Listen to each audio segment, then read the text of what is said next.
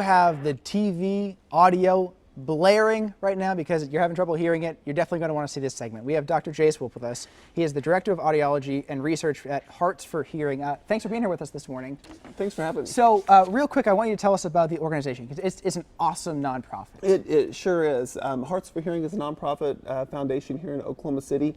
We were founded to provide services and technology for children with hearing loss. So we will provide the first set of hearing aids for all children birth to 5 at no cost to the families, and make sure that no child goes without technology or services that he or she will need, no child with hearing loss. And I know you guys are also expanding that to help adults as well. That's exactly right. We work with patients of all ages, adults who have any range of hearing loss, from really slight hearing losses all the way up to really significant hearing losses where they no longer benefit from hearing aids but would need a cochlear implant to be able to converse or to talk on the phone or hear the television. And I know if people drive down Lake Hefner Parkway, they can see the new building you guys are building. It's going to be huge. Tell us about the new facility. That's correct. It's a state-of-the-art facility. It's about 3 times larger than where we are now.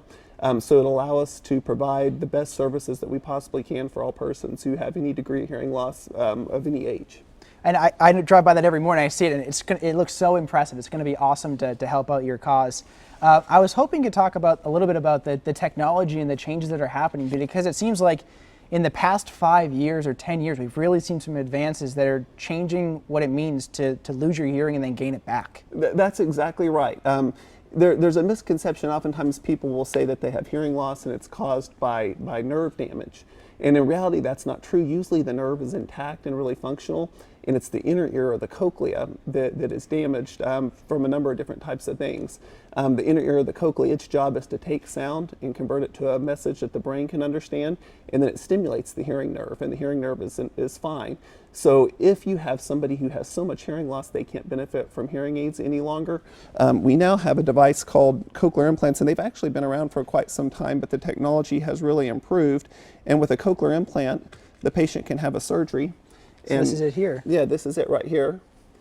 And the device is implanted under the skin and in the cochlea, and it can stimulate the cochlear nerve directly. And they use a device that's similar to a hearing aid, and it'll pick up sound. There's a really sophisticated computer inside the device, and it'll send the signal to a little antenna that's worn on the head, and that information is sent to the implant and then stimulates the cochlear nerve. So these are the devices you're seeing those viral videos now of people, you know, their kids are hearing their parents' voice for the first time, things like that. That's exactly right. And it's truly a miracle. We have children who are born completely deaf.